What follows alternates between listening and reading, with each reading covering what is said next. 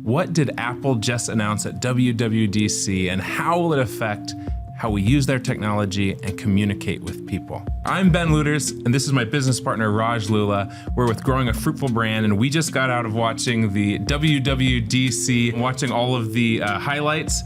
And today we're gonna go through everything that we saw, everything that you saw, and kind of give our take on everything. You ready? Yeah, let's go. Let's do it. Okay, so obviously the first most important thing is today Apple released the Apple Vision Pro, their new AR kind of VR headset, and that's amazing. We're going to talk about that at the end, but they released a little bit more hardware, nothing too flashy. Probably the most exciting one is the 15-inch MacBook Air, and that's only exciting because that is one of their most popular computers, if not the most, and it's the one that a lot of kind of your web and email user professionals will use instead of going for a MacBook Pro or something more expensive. And so Apple leaning into that market, having something really affordable out there is actually kind of a nice change of pace for them. So that's great.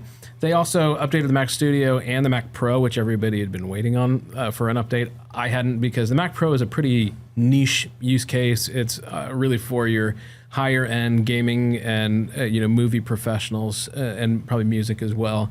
And not a lot of us out here buying $7,000 computers. You can see what we have. We've got our 16-inch MacBook Pro here. So that's pretty much it for hardware. There was the new M2 Ultra processor released that's included in the Studio and the Pro.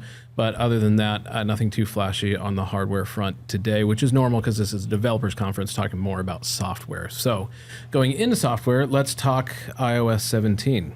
Yeah. On iOS 17, they kind of grouped it in the area of communications, sharing, input, and experience.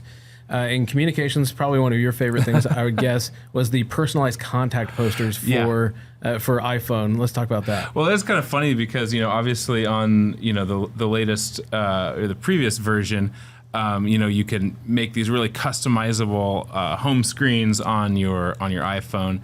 Now they're kind of bringing that into your contacts. So your frequent people who call you, you can customize your wife's, how it appears when she calls. And that's really cool, especially for us designers. We like to do that kind of stuff. I am one of those weird people who I'm always going in and like updating and changing, contacts images all the time because I'm just weird that way. I've started doing that more and more. It's just nice to be able to see it, especially because the little icons at the top of your messages and everything. So right, as soon as they started displaying people's pictures big when they call, it kind of matters a little bit. You don't want some grainy old picture. I mean, my wife still uses an outdated picture of me from when I was like super young, so I don't know. There might be something else there. Maybe she thought you were better looking back then. Yeah, I know. I'm starting to wonder. It's like I'm very clean shaven there. I don't know what's going on. Yeah. But yeah, so that was really cool. But then also, probably the coolest thing to me actually was the live voicemail thing. Yeah. So instead of waiting for someone to record a voicemail, you can actually see text on the screen. Transcribing what the voicemail that's going down live. Yeah, yep, and that way you can decide if you need to call somebody back really fast or if it's just not a big deal and somebody's trying to contact you about your car warranty or whatever. Exactly. Yeah, which that's kind of a nice theme of this whole thing was that AI was baked into almost everything that they talked about today, but I'm not sure they even used the word AI even once. Yeah, so we just did the review of the Google I/O thing and posted it, and everything in that whole the whole event was AI, just overwhelming. And I was kind of ready for all the talk of artificial intelligence in Apple's event, and it just wasn't there. And it seemed intentional. But I think that was the brilliance of this company. They used the words machine learning, which is a form of AI. And but what's brilliant about that is that's so true to brand for Apple, because Apple is all about usability and creativity, and so they don't care to shove the technology stuff in your face nearly as much, and so Apple not mentioning the words AI, but instead just showing what it can do for you is really, really smart for machine learning. It's just a much friendlier way to say it. It's we have things to learn from machines. It doesn't feel like Skynet. It feels like AI just sounds scary. It sounds helpful. Exactly. Yep. So some other things that were interesting in communication, FaceTime voicemail. So if you call somebody on FaceTime, then you can leave a message. It might be FaceMail. I don't know exactly what you Do you call call that. someone with FaceTime, though? I don't call anybody on FaceTime at all because I'm old, but it's fine. No, but I will say, if I can imagine if I was away on a business trip or something, that calling my wife or kids and they don't pick up because they're at soccer or whatever, it'd be nice to leave a message instead of just like, I guess missed call. You know? So I can Is see that kind of like Marco Polo or something then, where you're kind of recording little video messages? Oh, that's back and forth? You know what I mean? interesting. It Yeah. almost feels like it's trying to touch on that. Like, obviously, Marco Polo is like really popular with some. I'll bet you folks. just made a prediction of something that's coming from them, which is short video messaging. Man. Could be in the messaging app or in FaceTime, but that would be really smart. It would be smart because I don't use Marco Polo personally, but I think you've used it and others. I used it a few years ago, but I don't like it. I know some people just like swear by that, and just the idea of doing quick little audio or video recordings back and forth. I would use that baked in my phone way sooner than I would use it in a social third-party media app. yeah. For sure. So FaceTime voicemail, messaging has search, or messages has search filters now. Oh yeah. That's cool, especially because if you're trying to find just all the stuff we send each other, that's helpful. There's a catch-up filter which helps you, find the first unread message if you got a big text thread that you got to catch up on. Thanks for reminding me what that was. I wrote it down. I was like, ketchup. What is this ketchup thing? It's for your burgers. Audio message transcription, that's really great. So if you get sometimes I'll get an audio message and I will be about to go into a movie or something like that, and it's not a good time for me to listen to something, but instead I can sit there and just read it and know if I need to respond. Yeah, and that's all baked into the text message. And again, thread. this is where Apple was brilliant, bringing AI into everything, but not making it the focus. This is obviously the same technology that everybody else is using for transcription and all that. So smart. But they're not just being really uppity about it being AI. The check-in feature, really liked that, where people can, you can start a check-in when you're, leaving somewhere, and let me know if you get home safe. Yeah, let me know if you get home safe. You can start the check-in feature, and then it automatically notifies them when you get home, as opposed to you forgetting, them thinking that you are in a ditch somewhere, all that, which happens whenever my mom wonders if I got somewhere safe. So, and then also another really cool feature was to turn photos and videos into stickers. Yes. Like, so cool that you can do that. You can have your kid, sticking their tongue out at something, send that in a message to your wife. Which was interesting because cool. there's a couple of things there where they're almost just kind of reminding people that some of these things exist. Because I don't know how many people really use stickers much, where you actually go to the sticker store, you take it, and you can stick the sticker on text messages. Now, this has been around for a while. We actually designed a sticker pack that I think is still available. Yep. But anyways, a lot of people don't use that. And now they're kind of like elevating it and kind of like getting a new burst of life there, and taking it to the next level. Yep. So in sharing, they talked about AirDrop. There were a couple of cool things going on here. One was the phone number. You can tap to share your phone number to another iPhone now. Yes. I will say that this is one of those situations where I know other phones have had this for a long time, and Apple's kind of acting like they invented it. A long time. It's adorable. Yeah. And so Name Drop is a great name for that, though. Yeah. It's a very cool feature, but they didn't invent the idea. But that said, they probably perfected it. Happy it's here. And then also very cool that you can now switch when you're airdropping something, if it's a large file like a video, that if you don't want to stay near that person, it will switch to doing data or Wi-Fi instead. That was cool. Input, the last thing in the iOS category, or no, second to last thing in the iOS category is autocorrect is hopefully getting smarter. And this was kind of another example of subtle AI, that it's going to learn your linguistic patterns. He even made fun of the if you want to make a ducking point, that's a classic Apple autocorrect there. And then they're introducing a Gmail-like autocomplete feature for text messages, that kind of thing. Excited about that. Yeah. In experiences, there's a couple of new apps, or at least one new app here. Journal. From them, which is, they said, powered by on-device machine learning. So you might want to journal about a place you visited that day, or reflect on a photo that you took. But they really lean into privacy and this sort of AI-assisted world I think they're very, very smart in doing both of those things. And they talk about how the journal is private to you, not even accessible by Apple. And so just really, really leaning into privacy there. One thing I wanted to say on that is, I've been using the Day One journaling app for a long time, which was an award-winning app from years ago. And most of the time when I'm journaling in there, I'm looking through my photos or looking to things, I'm looking for little things that exist on my phone to remember the things that I did. And this is just taking all that stuff, the podcasts you listen to, audio books, places you went to, pictures you took, to remind you of prompts from your own life. Because that can be sometimes the hardest thing. It's just, reminding you when and where you were. Yeah, one thing I'd love to see in podcasts is the ability to bookmark a section. If you're like, oh my gosh, this is brilliant. I just want to, because you can either favorite an episode but you can't bookmark like you couldn't while you're reading. I'd love to see that. And then have that brought back to you in journaling. So Apple. I'd also love to be able to share that because I was listening to an audiobook yesterday, a business audiobook, and I was like, oh, I just want to grab this little audio chunk of an audiobook, send it to Raj for you to. So that doesn't exist, right? I'm not. I mean, maybe I think in other apps it might. Other apps, maybe, but not in Apple. Yeah. So another interesting thing they released a lot in iOS today, but standby mode, which was when you put your phone on a wireless charger, then it becomes kind of a dock or a nightstand thing. Again, other places or other apps have had this. Even Apple's own watch has had this, but a lot of widgets there. This is one of the cases where I'm actually good with widgets because it does actually seem useful to have your clock and your calendar next to each other, or messages in the clock or whatever. There was a couple of those designs that were really cool too.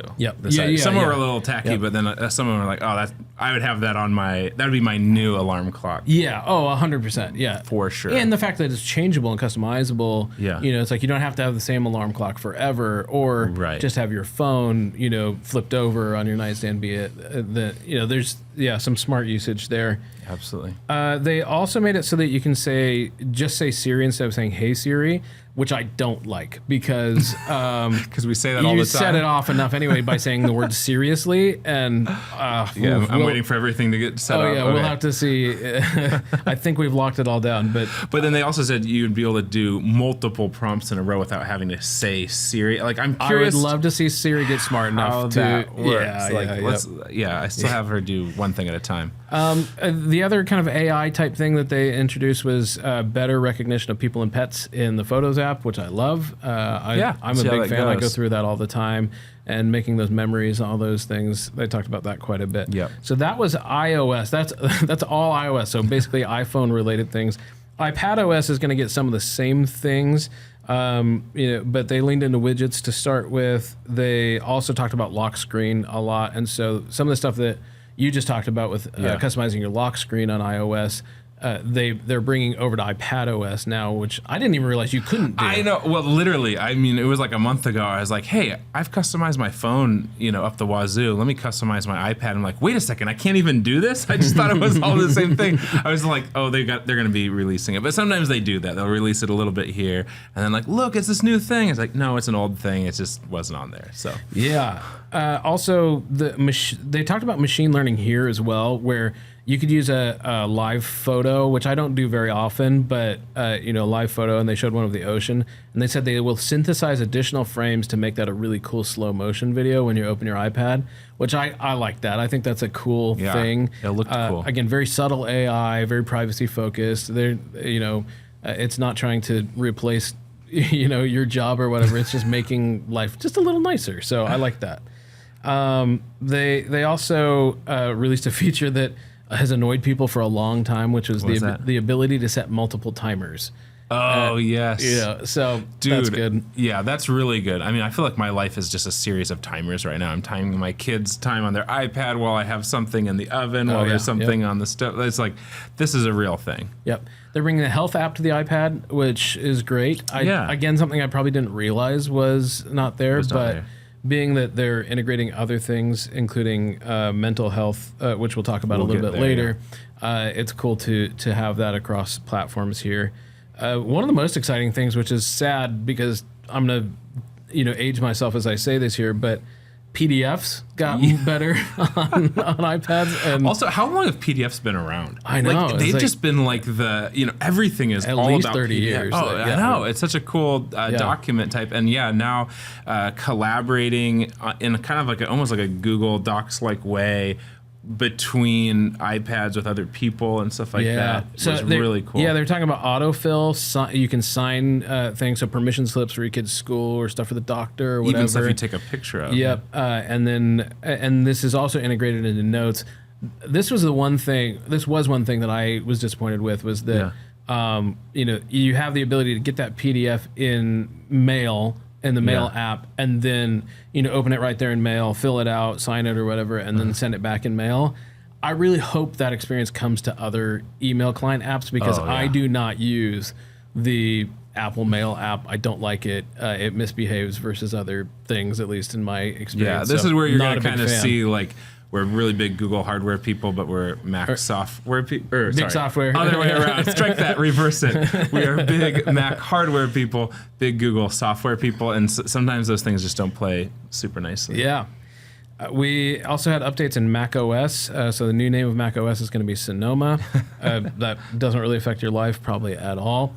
The one thing that was fun right out of the gate there was video screensavers like they have for Apple TV. And they're like, oh, you can now do these like video screensavers of like downtown cities. I'm like, dude, we've been having this on Apple TV forever. But then it showed like, oh yeah, but then that can turn into your background on your. It's like, oh, that's a still background. Yeah, it is pretty cool, seamless experience. I think this is probably a good place to talk about the idea that the Apple ecosystem was so on display here. Because making sure that the apps are available across platform, getting health on iPad. I don't know if I've ever wanted to look at my health on my iPad, but it's nice to know that I can. You can, and can you really see a whole snapshot of your health too instead of like scrolling? It's it is pretty small on there, because I have tried to look at certain things.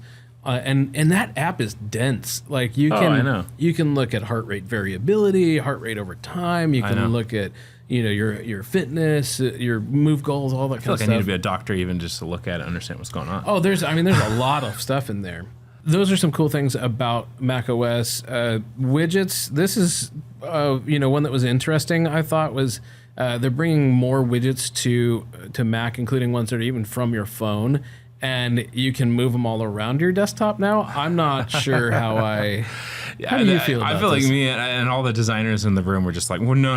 We work hard to keep our desktops tidy and clean, and it just seemed like, and even though they're like, hey, no, when you open up another window, that they kind of, they gray out and they kind of, they're more muted and all this stuff. But I'm just like, I don't know. I'm not a huge, just in general, there's been widgets of some kind around for a long time. If you remember how widgets were handled, I'm talking like over a decade ago. Oh yeah. I just was never like the widgets guy. I tried to, be into it to some degree. There's some widgets I like more than others, but yeah, I'm not a huge fan of like the widgets dirtying up my desktop. Maybe I'll change my tune and maybe there'll be like one or two that I just like love to have on there. But in general, I like to keep that as a really pristine blank canvas. And maybe it's wasted space because I don't like to have a lot of anything on there. It's just a big, pretty image. Even on my phone, I don't use widgets that much. I use them on the lock screen. I think you do too. Yeah. I use usually a couple on the lock screen. Weather. Yeah, but I won't use like the wide weather app that takes up like 2 rows of icons just because. What's the temp outside? Yeah, exactly. Is there a cloud or a?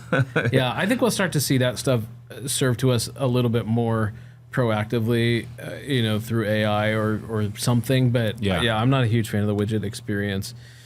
They talked a lot about gaming. I'm not a huge gamer, so just know that there's some great games coming to Mac OS, and they definitely are starting again try to across the platform. There's gaming on Apple TV. They obviously on the AR experience, there's going to be some gaming, and so they're moving it across platform here into the Mac as well. And I'm not much of a gamer either, but there were a few gamers in the room while we were watching this, and they were just oohing and ahhing about just the graphic capacity of Apple, and like you'd think of PC as being more of a gamer thing, and Apple not, but like there's some really beautiful graphics that they were showing on the screen. It's like that's a game that looks like real life, so more real than real life. Somebody in the room said it looked better than real life, which is a fair point.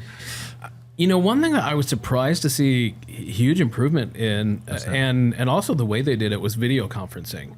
For Mac OS, where they have this thing called presenter overlay, where on Zoom or FaceTime or whatever, if you're going to share a screen, then it kind of takes up the whole thing, and your picture either gets really small or goes away. Now they have it so you can put your face in a circle, or that you can actually have your presentation behind you, kind of like we have the TV behind us right now. Did you see how you weren't completely contained in the circle? Your little hair head kind of popped up the top, because you're completely they're cutting you out, and then they're able to actually overlay you in front of your slide. Anyways, they're taking advantage of some of those person detection software and stuff, and having some fun with it in real time. And I thought that was pretty cool as a designer. It reminded me of we use Loom video, to send video messages and presentations to clients. But even that, you're contained in the circle, whereas this one, you're kind of able to break outside of that and do some really just professional, kind of visually pleasing things for video presentations.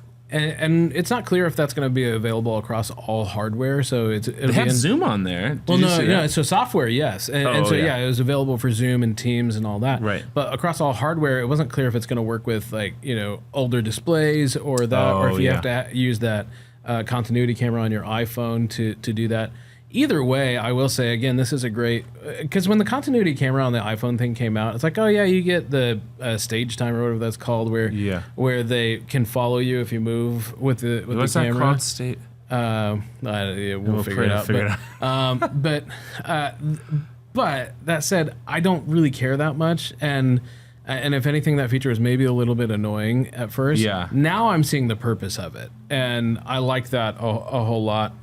And the video effects, or they also introduced video effects that, things like confetti or fireworks if you double thumbs up or something. It's a little cheesy, but I like that the app that they were showing it in was Zoom. And so it wasn't you have to use FaceTime for a business call in order to do the presenter thing, which is just not going to happen. As soon as they started talking about video conferencing, we're not going to switch from Zoom to it's too late, and then they suddenly started showing Zoom. I'm like, oh, okay, all right. Yeah. And I'm not even a huge fan of Zoom, but that is what we use, and I think a lot of people. Well, and I think that and we'll get into this in TV in a second here, but one of the things they did is they just started making some things less annoying. It made it easier to do a video call. It made it easier to present on a video call, so you don't feel quite so let me show my screen, and then but it's it's right behind me. It's just like it would be in real life, and they're really moving in that direction in some cool ways, including even just on Macs, on regular computers. So very cool. They talked quite a bit about Safari, expanding some private browsing, passwords, profiles, all that kind of stuff.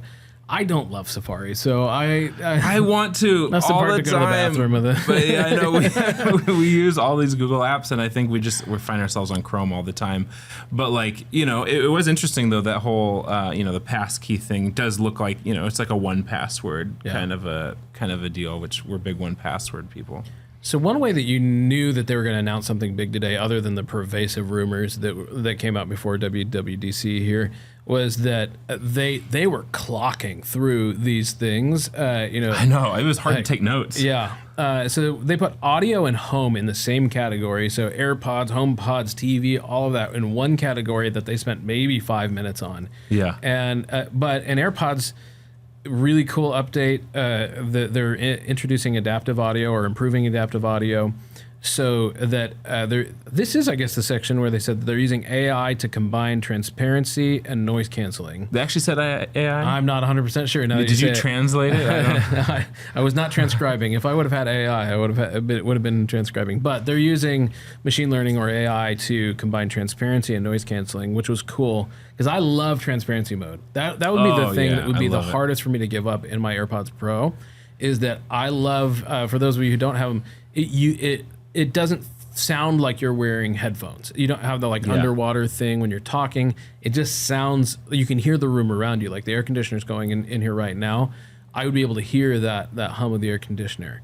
The hard thing about that though is that when you're in environments like if I want to take a call in the street, walking down to the park over here, then, if a car goes by, it's, a motorcycle with a really loud thing, if I have it on transparency mode, it actually seems almost even a little bit louder because it's using the microphone from my AirPod.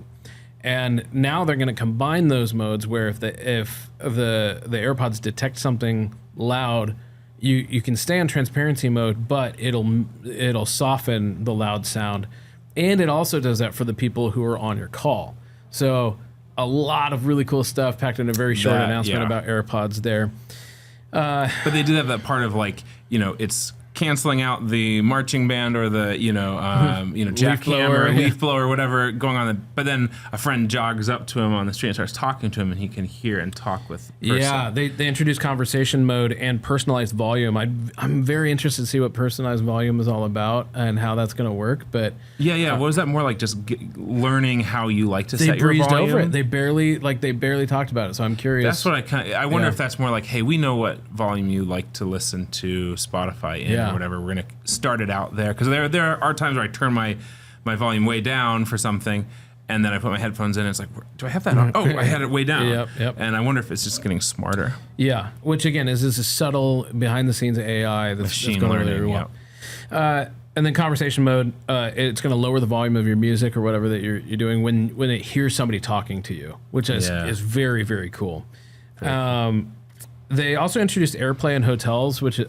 Goodness, I would love. Oh yeah. Isn't that terrible when you go to a new hotel or Airbnb and it's like, oh crap, like what's our Disney Plus password or whatever? You're trying. I won't do it because I'm security conscious and I don't want to log into those TVs. I've done that before. I'm like, crap, did we log out of that? And you have to do it from online. Later. So being able to AirPlay to hopefully any TV, they're scant on the details. So we'll see. It seems assuredly anyone with an Apple TV, but I think maybe it's just any smart TV, Roku. That'd be awesome. Yep. And then they said it would only be in a few hotels to start, and then it would expand out. I'm hoping it also makes it to Airbnbs because that would be amazing. Yeah. They talked about music and CarPlay. That's interesting. Your passengers in your car can now suggest songs to the up next in CarPlay. One question that a few of us in the room did have was, can you block it though? Because I lived through the era of parenting that Frozen's "Let It Go" was the song all the time. That's still the song for my 4-year-old daughter. I don't know how. It came out before she was born. But. I maybe don't want them to be able to suggest that on repeat on CarPlay. Well, hey, my kids, they don't have devices back there, but if they did, they would definitely be suggesting stuff I don't want to listen to. I mean, it'd be Weird Al for my boys. tvOS got interesting, but it was very, very short again. There's a new control center, which is cool. You can now use memories, like the little memories videos that they create for you through AI as a screensaver, which I thought was cool. But the big one was FaceTime on Apple TV. Yeah. I have wondered for a while now, I think a lot of people have too, is Apple going to create a TV, or how do we get this experience? Right. Especially when we were Zooming with family and friends during the pandemic. Oh gosh, we're all crowding around a phone. Yeah, it was terrible. Maybe and you got this huge screen in your room, Yeah. It's just this feels wrong. And what they were saying is that you can put an iPhone in a dock or an iPad in a dock, and then just sit away from it at a normal distance, and then have that conversation up on the TV.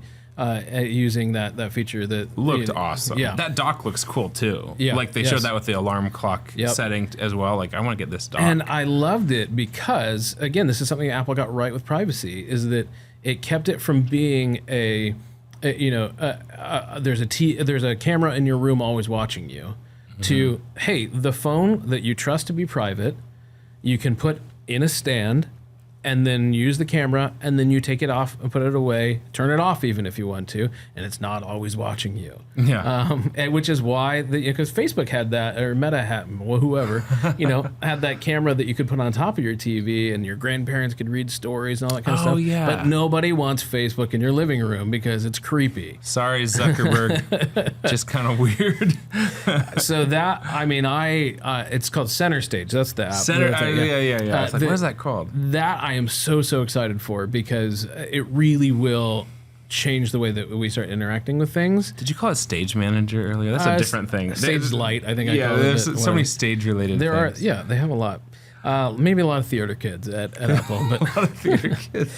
but that honestly is very cool because I can imagine even in our conference room setting my iPhone up in the middle of the table and then having the conference call on the screen on the opposite end of the room. We like literally talked about trying to jimmy rig something like that for you using cameras and all this other stuff, and it's like if that could just be my iPhone just built into the Apple ecosystem. Wow. Yes. Problem solved. There's a lot of stuff they're doing just to make this tech more livable. That you don't have to be behind a desk all the time. Well, I'm sure these guys too, the folks at Apple making this stuff, I'm sure they're also in video calls all the time and they went through the pandemic too. You know what I mean? Like they're trying to make the stuff I'm sure that they wish they had then, and it's super cool. Yeah. Especially guys like Raj is on so many Zoom calls. He's a Zoomer. And I love getting to talk to people all over the country.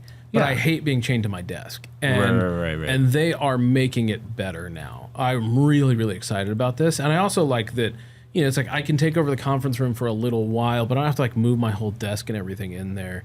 You know, it's like bring the MacBook, set my iPhone up on the TV or up on a stand, and then I can have the call on the TV, and it feels more like somebody's in the room. Or an Apple Vision Pro, but we'll get there. We'll get there. And all this stuff is obsolete because of just kidding. Well, yeah, I mean, there certainly are some things. Last kind of thing with software here is watchOS 10 is coming out. Right. That's exciting. What's funny is that everybody was like, oh, this is going to be the big software announcement. There was more cool stuff in iOS than I thought there was going to be. Oh, yeah. And they said less about watchOS 10 than I thought. But I think it is a fairly significant update. One of the big things is kind of redesigning how you interact with it using the digital crown. Yeah. That was cool. Do you want to talk about that a little bit, like what you liked about that? Yeah, absolutely. Usually on an Apple Watch, and today I am wearing an old-fashioned watch. I've kind of been weaning myself off. How do you measure your heart rate? I do have a crown, but it's not digital. So yeah, it is a little weird. But I am still a huge fan of Apple Watch. I was wearing one all day yesterday and over the weekend. But usually you would, I think you press the side button to be able to view all your other and flip through all the different apps that you have open or whatever. But now with just a little gentle nudge of that crown, you can see like kind of like little widgetized versions of some of those things you have running. So like, let's say you've got, a timer on there for your kid's iPad time or something like that. It's a really pleasing design, and I could just see it being really usable because there are some things, with Apple Watch that we've kind of just gotten used to, those of us who have Apple Watches. You got to push the button to get into an app, and it's tiny, and you got to like try. It's One of the things that I've loved about Apple Watch, when it first came out, and I think I've said this before on the podcast, but like I was like, I'll never get that. That's not for me. And Raj kind of laughed because he's like, no, that's awesome. But like, there are certain things where it's just like, it's a little cumbersome. I like how much you don't have to be on your watch all the time. One of the reasons I thought it was dumb because I thought I'd have to be like this all the time and I'd be using it like a phone, and it's not that way. But there are still a few things that you do feel like you have to get surgical tools out and do. And now they're just making it a little bit more human, a little bit simpler, a little more natural, I think. Yeah. There's some nice redesigns that are coming to some of the apps like fitness where just a little bit more full screen and a little more breathing room. This, I think, is kind of a theme across the iOS, iPadOS, the watchOS updates. Is just, and even Apple TV, that little control center got a lot less cumbersome, and so just more breathing room for everything. And I liked those redesigns. Yeah. But I think the big headline with Watch though was the introduction of mental health into the health app. Yeah, that was very interesting. And again, another inventive use of the crown. So it has this. They had a doctor on there who was talking about the value of just identifying your emotions and the circumstances around them. And they already have the mindfulness app that does breathing. I turned mine off a long time ago. I probably should turn it back on. But then you can turn the crown to identify your state of mind, your feeling while you're breathing, and that kind of tracking is really good. One of the things she talked about, this doctor was that you can share this data with your doctor, and when you're trying to identify.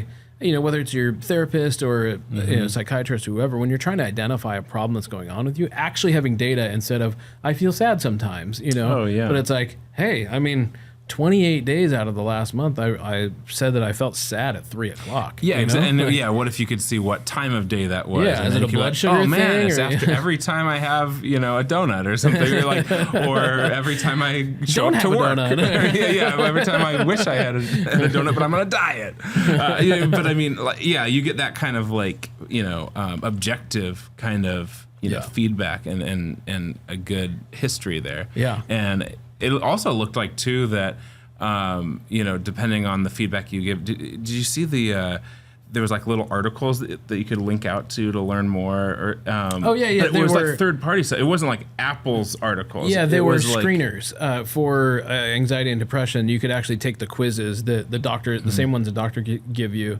about like, are you at risk of depression or anxiety? Yeah, that was very cool that you could do within the health app. That's interesting. Yeah. They also talked about vision health, which I think is a little bit ironic. We'll get to that in a moment. Yeah, but I think it's a precursor to the thing we're about to talk about. yeah, vision health being that apparently the more outdoor or the more time you get in outdoor sunlight, the better your vision will be, less chance of getting myopia or nearsightedness. Where apparently 30% of adults struggle with I think of myopia, everyone, of right? everyone, and it's Yeah. supposed to be getting even worse. And they said it was, being out in daylight helps. Yeah. But then also how close you are to devices. They said devices and books, and I'm like, I bet it's devices more than it's books. I doubt the books are, but I don't know people who are this close to their their books. But that's kind of interesting to me. But with that, they introduced using the Apple Watch's ambient light sensor. They made it so that it could warn, especially if your kids have Apple Watches, that they need to go outside. Which, hey, I mean, anybody telling my kids to go outside. Your kids have Apple Watches? No, but if they did, I know. I'm just curious. Like, is this a thing? Like, I'm curious for our listeners. Like, do your kids have Apple Watches, phones? I'm really curious about the Apple Watch thing, because I could kind of see a use case for it. Because they have that Apple Watch for Kids or whatever that is, where it's tethered to a parent device and all of that. And I would absolutely get an Apple Watch for my kids sooner than I get them a phone. Me too, actually, because especially if you get on like the cellular or whatever, you could use it as a phone. They could call when they're at school. They can text you, but they can't take pictures. Exactly. They can't be on like Snapchat or whatever the kids are doing, TikTok all day. Yeah. But they could still get a hold of you and do the vital exactly. things. There's location tracking, that kind of stuff. Yeah. So I could see myself getting my kids Apple Watches. Don't ask for it for Christmas. Kids, please do not watch this. So again, they emphasize privacy, being encrypted on device, all of those things. Now, are we ready for this? we're ready for it. Okay, so there was one more thing, right? Classic, just like Steve Jobs. That Tim Cook, he was channeling his inner Steve Jobs, and Raj, he follows all the Mac rumor stuff. I guess had my head in the sand, so I had no idea what was coming. I was very surprised, and Raj was like, "Yep, let's get to it." So, what was it, Raj? You want to do the honors? Apple Vision Pro. Apple Vision Pro. And it was interesting because Tim introduced it as an AR headset, not a VR headset. And immediately, as soon as they showed a picture of it, the one stunning thing that was obvious was it looked like you could see somebody's eyes through this headset. Yeah, I was like, wait, how does this work? Yeah. Now, we found out later that that's actually a screen on the outside and they're projecting an image of your eyes, which is a little weird. But it's so clear that their approach to this AR VR thing is to make it feel like AR, to make it feel like it's part of your environment. So more like, the Google Glass idea or Microsoft HoloLens, where you could actually, you want them to be glasses rather than a screen on your face. Which is a smart move, because I think that's part of the issue that I've had with the whole VR thing is like you're just kind of like trapped in this like world that's not your world. You're gonna be hitting into things or whatever, but it's like, no, you're in your room. Yeah. You are in this environment, but then you can, bring other things into that environment and you can still interact. we can get into whether it's still a little bit, does it look goofy? Are people going to do this? But I think it does have crazy ramifications and use case in work and home. And so we should just get into that a little bit, Raj. Yep. Raj is a big fan. I have I see how this is going to change the world, but I am a little bit hesitant on certain aspects or certain use cases. Yeah. So why don't you... We'll show some screenshots and stuff, but basically it looks like Apple's AirPods Max, so those metallic ones that are the big ones, but for your eyes. And again, it's got a little curved screen on the front that it looked like glass when you first see it, and but it turns out that it is in fact a screen, which actually came in to be cool with some of the features. We'll talk about that in a moment. And I will say, just as from a design standpoint, I mean, even not looking at it on someone or whether like, oh, would I wear this? It's a beautiful design. It looks quality. The build quality looks. It doesn't very have beautiful. the giant like boxy like VR thing of like. That you kind of make fun of people like, oh, I'm doing a lightsaber, and it's like I could trip you right now, and so that certainly was better from a design standpoint. So they immediately started showing it in very practical ways. It wasn't about lightsabers and games and all that kind of stuff. They showed somebody working and having their screens really big, but having 3 really big screens. And while that may not sound super appealing, I was a photographer for a long time, and I still am a photographer, but don't do much professionally anymore. And the hours and hours I sat behind a computer editing wedding photos, those kinds of things, being able to do that with bigger screens without having to spend tens of thousands of dollars. Better resolution. The resolution's insane. Yeah, it's 4K per eyeball, which is crazy. Do the math. Not $4,000 per eyeball, but 4K screens per eyeball, and so if I could have that screen in front of me, but be on the couch or be outside or any of that, I would so be open to that, And I also it's like between writing a book at coffee shops craned over a laptop or an iPad. There are so many places that I could see using something like this and just having a nicer experience. Now, would it look funny in a coffee shop? Yes. For what if everyone else has them? I was going to say, yeah. And thinking about it as like lighter than carrying your MacBook, if you use it as a standalone device, which it seems like you could. It's like I'm taking it on a plane, especially an international flight, and watching a movie in movie theater size, in front of your eyes, instead of, holding your phone or your iPad at an awkward angle on the tray table down and whatever. Like, yeah, I can absolutely see using it. And especially on an international flight where I don't care if the person who's sitting next to me thinks I look funny. I just want to go on as many international flights as Raj. This guy, the world traveler over here. But no, the thing that got me, because like I'm gonna say I'm a little bit of what was a Luddite or a Philistine? I can't remember which one I am, but Luddite. Luddite. That's right. Philistine's not into art. I'm into art. I'm kind of a Luddite when it comes to some of this stuff. A little bit slower adopter of some of this. And I when I see the people sitting on the couch, by themselves watching a movie or whatever, and kind of doing the little pinching movements. There's no hardware. There's no hardware. That. You're touching the air. Yeah, it's gestures. The gesture, and especially when like someone comes out and they try to talk to them with their digital eyes. And I'm not like that part seems a little bit clunky, like it's not arrived. But man, when I saw the guy at a desk and using this as his work display, and they even said like, if you want to use your MacBook, you look at your MacBook screen and then you can pinch and pull the size of your screen to however big you want. And I don't know, that's pretty darn cool. And you're working in, Final Cut Pro, or I would hope, all the Adobe products, I'm immediately thinking like, about like drawing and pen tools and, all this designer kind of stuff. I don't know. That could be really, really cool. You know how amazing it would be, because we do a fair number of murals or signage. Oh, yeah. You know how amazing it would be to go to those places and sit there in front of the wall and design on that wall. Oh, yeah. Like, it'd be incredible. See, look at this. So cool. No, that's absolutely right. And like, you see the cost and it's like, $3,500 or something. Isn't that right? Yeah. $3,600. And it's like, oh man, that's a lot of money for a VR headset, but it's not. It's an AR workstation. Computer, yeah. And a million other things. And so, it's not like, oh, are you really going to do this? And it's like, here's the deal. If I don't need this and I don't need that and I don't need the LG monitor that cost me how much? And, you start thinking of all the things this eventually could replace. And just so, throw it in your bag. Or it's just sitting there on the desk, even if I don't even know if you need a desk at this point. I guess it does work with like your keyboard. Yeah, you can use a physical keyboard if you want to. There's also there's a virtual keyboard. Virtual keyboard, like, sort of like with your phone. I am very curious about that experience because I don't know how I'd feel typing in the air. I love tactile things, and so there's part of me that's like, I want to try this. Like, I don't want to just be a Luddite for the heck of it. Like, what is this like? The pinching in air and it looks really cool.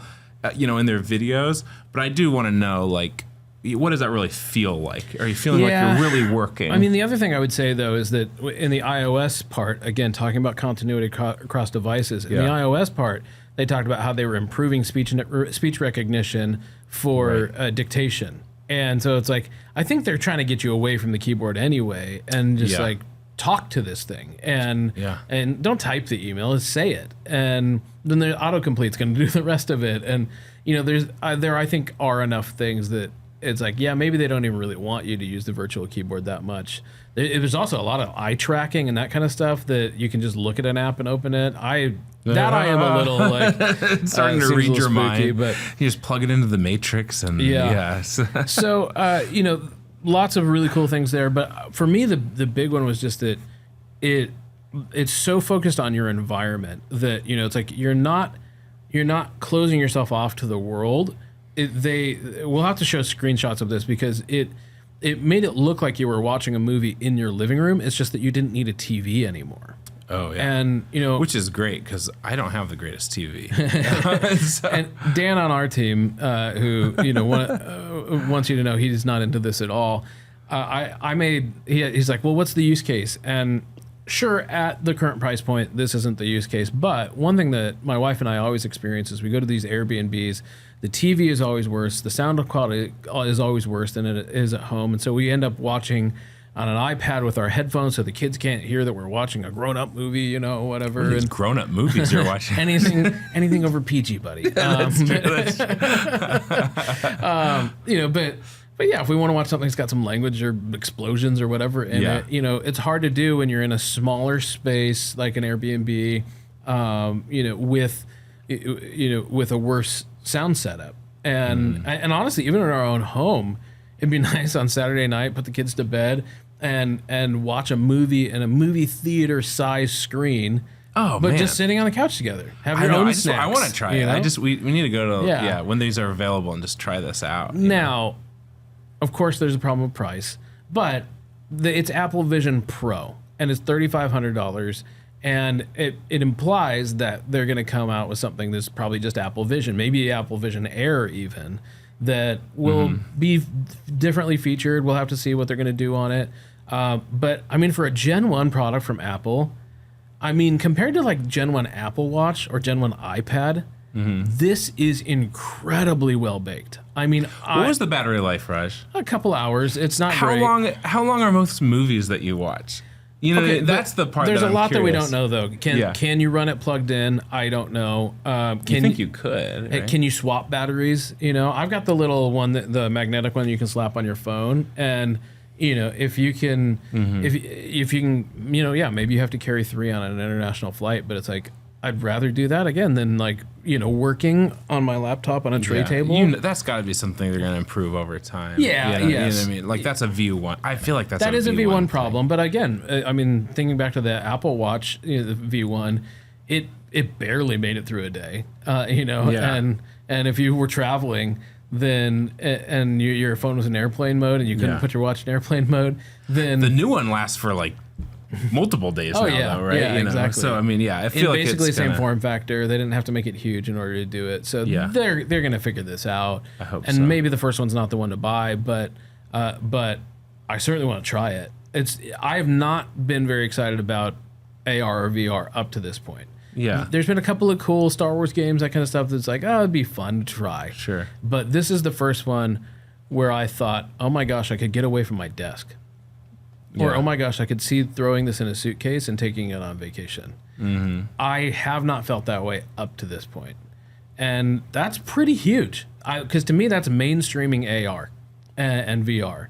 And that's something Apple's done. I think that this is going to be a challenge to TV makers. It's going to be a challenge to different industries that gaming is certainly going to be impacted by this, I would imagine.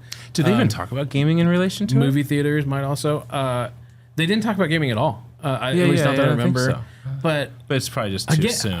Well, and the funny thing is, I think the gaming will probably be there either from day one or very soon. But I think they were so smart to not make it about gaming. Yeah. They did a whole gaming section beforehand. Yeah. And then they got to this and they really tried to like showing you like some more practical use cases that more consumers would use. Yeah, they showed you looking at your photos huge, which, as a photographer, one of the saddest things I know is that people don't print their photos and therefore they live on these tiny screens. And I love that because, like we've already said, Raj and I we're not much gamers. And so I think that's another thing that has kept me really not that interested in VR because I'm like, that's not my world, that's not my thing. Couple of cool things. They used a digital crown, so there was like some interfacing that you could do with the digital crown, just like on the watch. Yeah. And then also you can take pictures with it. If you're wearing it and your kids are doing something cute, you can like bend down and take a picture, which by the way, I guess is a good part to talk about the screen. So the screen that shows your eyes also changes based off of what you're doing. And so if you're watching something, then it has kind of like a blue sheen to it over your eyes, but people can still see you in the room. And then if they come into your field of view, they interrupt your view. And so like they kind of pop through your movie so that people can't sneak up and scare you or whatever, or if you're, if it's your kid on it and you're trying to get their attention, then it's not like, hello, you don't have to do that. They made it about living with this and with other people. And they did so many right things in just making it more human than black box over your eyes. Good luck to anybody trying to get a hold of you. You got to put huge headphones on. This doesn't even have headphones. In fact, as far as I could tell, nobody in the demo was using AirPods with it even. No, which even with transparency using the mode, built-in. Yeah, there's like little speakers on the headband. I'm curious how they'll sound. Yeah. I'm curious how noise isolated they are because I don't know that I'd want to watch a whole movie using that. I'd maybe rather put my AirPods in. If can the person next to you on the airplane hear it? I would imagine, but there are a couple of speakers on the market that are pretty good at just shooting the sound towards your ears. I've seen that. And I think Bose has a product like that. So maybe, I'm curious about that. I'm also curious about how much light this needs, because it talked about, just sitting on your couch and you can make these gestures, but it's like, does the lighting have to be right for it? Yeah. And we were just joking a minute ago when they had that whole thing about, myopia and vision health. They literally had this little thing about vision health and being too close to screens and how we need to, protect ourselves. And then they went right into Apple. It's called Apple Vision Pro, which actually kind of sounds like a vision plan or something. I don't know what you think about the naming there, but I'm just like, is this, going to be causing, myopia? But I mean, yeah. Yeah. Couple of interesting things there too is they showed a lot of like video call kinds of things, and we were trying to figure out, but you're wearing a headset, so how does this work? Because and then I went to the bathroom and then they showed what it was. So what happened? So they showed that it was they scan your face when you're starting up, when you first get it, and then they create a digital persona of you, which looked pretty realistic. Do you have legs? Well, it was in a box, so it was kind of more in a FaceTime kind of thing. Yeah. So no, it wasn't like a full body thing, which I think all of us are probably grateful for. Yeah. And so that it's going to be interesting. We'll have to see how that actually works. But again, I love this idea of moving away from your desk. Being able to have these calls in different environments, and I will say maybe the 2-hour battery life, they might spin as a feature right now and be like, well, you shouldn't use it for more than 2 hours in a row anyway. So yeah, but if I want to use it at work, is this a 2-hour work day or? No, it's probably do 2 hours and then have a meeting or go take a walk and take a break and then come back. I mean, that would be a smart way to spin it for sure. Yeah, and so there's a lot there that you don't need a huge, heavy, hot battery. Just like, hey, 2 hours, take a break, plug it in, you'll be fine, come back. So that could be a huge part of it. Another interesting thing here. So far in the world of Apple, we have Touch ID to unlock phones and iPads and then also to buy things. We have Face ID that you can do that with. But with this new headset, they introduced Optic ID. And that is crazy. I like how they were just real subtle about, yep, we have retinal scanning now. It's just like, okay, well... Okay, I didn't know if we were ready for that. But again, positioning themselves as the privacy company. If Facebook rolled out or Meta rolled out a iris scanning or optical or retina scanning, no, hard, absolute pass. No, thank you. But Apple has done a really good job of getting us comfortable with facial recognition and with. We've already got your fingerprints. We've already got your face. And so. It's not that big of a leap, and I'm generally fine with it. It would be kind of nice though if there was in the digital crown, just like on your watch, if you could do Touch ID with that instead. I have an option. Yeah. That I would appreciate. My wife is not going to do this, but I'm just kind of curious to see like how this goes, how it's adopted, who adopts it, who doesn't, how long it takes to. Kind of be fully adopted, and how many years is it going to be before we're just like they're as prevalent as Apple Watches? So I think a couple of things. So one is they had Bob Iger from Disney come out, which was huge and super amazing. Smart. And for those of you who don't know, Disney also owns ESPN and lots of other properties. Yeah, they showed a lot of sports stuff. So they showed.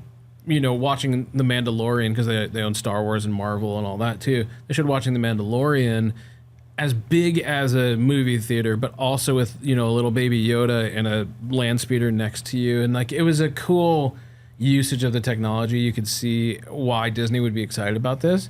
But then they showed a sports game and like stats off to the side and logos above and below the screen and all sorts of stuff. And it looked like you were in kind of like your own personal sports bar with the like 20 TVs, but it was all information about this one game, and stats were updating in real time, all that stuff, and that was really cool.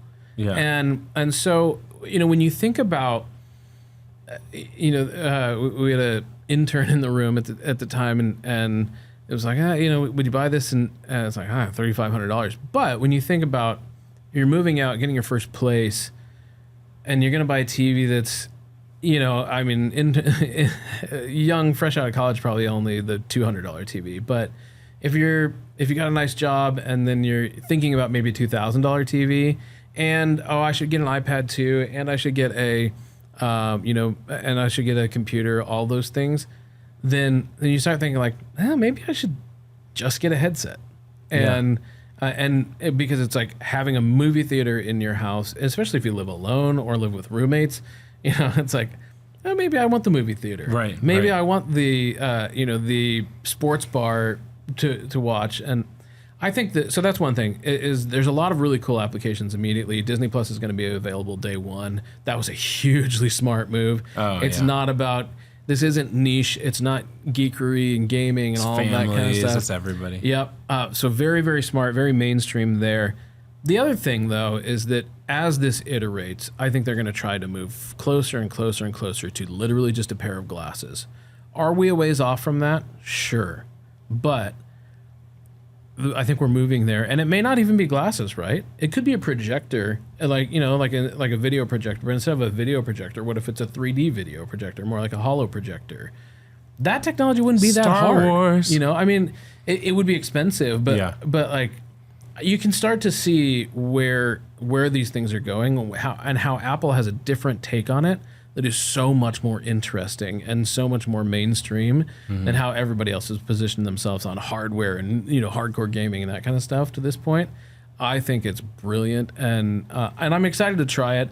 I will say I'm curious about motion sickness. I'm curious about eye strain. I'm curious about the sound. All those things. I'm not battery life. I'm not rushing out to buy one, but I'm very, very interested. And for me, that's impressive because I hadn't been interested to this point. It takes a lot to interest this guy. But speaking of which, so Raj, we should probably wrap it up. What is your favorite thing from? And I think I know what it is.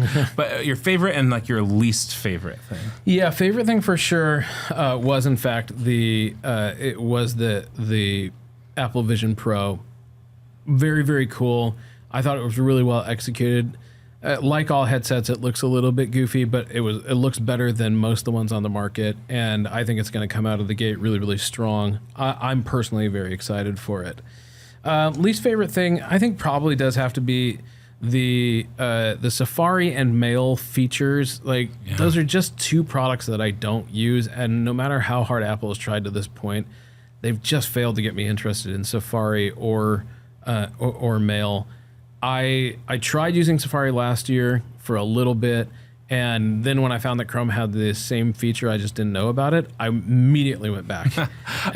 Every year after WWDC, I go try Safari one more time. And even Mail sometimes. I want to love it so bad. Yeah, so those are probably the lowlights for me. But overall, I think a very, very successful WWDC, and also to that point. I think one of the brilliant things about WWDC is that here we are, about 4 months away from their next product launch, like the iPhone, and we're talking about them. Yeah. And it's a really brilliant thing to do mid-year, and really cool products that they got people excited about their brand. The Apple Vision Pro doesn't even launch until January, and so we're 6 months out, 7 months out from that, but they released it. How about you? Favorite and least favorite?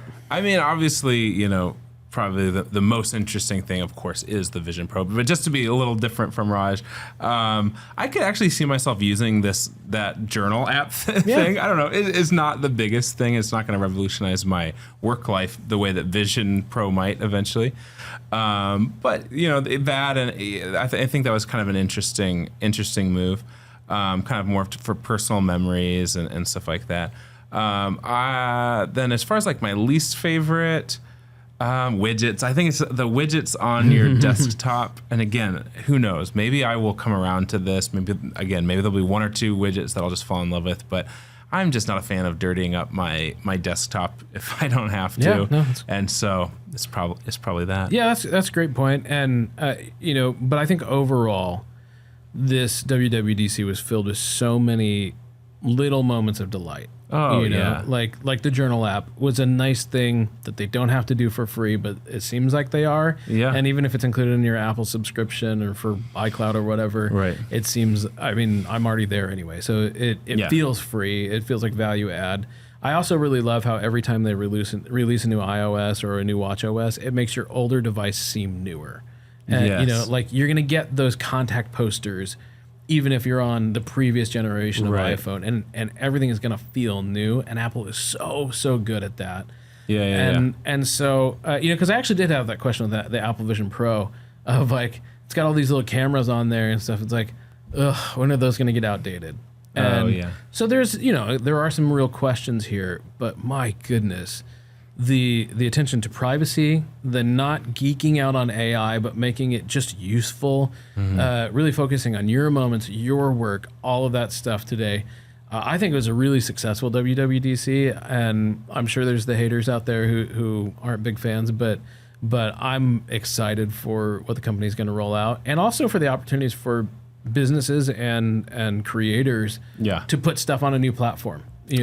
What can we put in AR, or what kind of stickers can we make that those things, they made it fun, and I love that. It may not seem like what Apple's announcing for their software or hardware, their products, really affects all of our lives, but anytime changes are made, especially to one of the biggest technology platforms and hardware platforms, it's a new way for us to communicate with our audiences and serve them. And as we're always talking about playing the guide and not the hero. And so when there are new ways to work into people's lives in a more natural way, that's an opportunity for us to serve them. So as we have that chance now, let's go play with some new technologies. Let's explore them. Let's not be afraid of them. And let's grow something good together. Thanks for joining us today on Growing a Fruitful Brand. If you found today's show helpful, don't forget to subscribe and consider sharing it with someone who might also enjoy it. If you'd like to work with Fruitful on a branding, website, or messaging project of your own, you can always reach out on our website, fruitful.design. So until next time, don't forget to grow something good.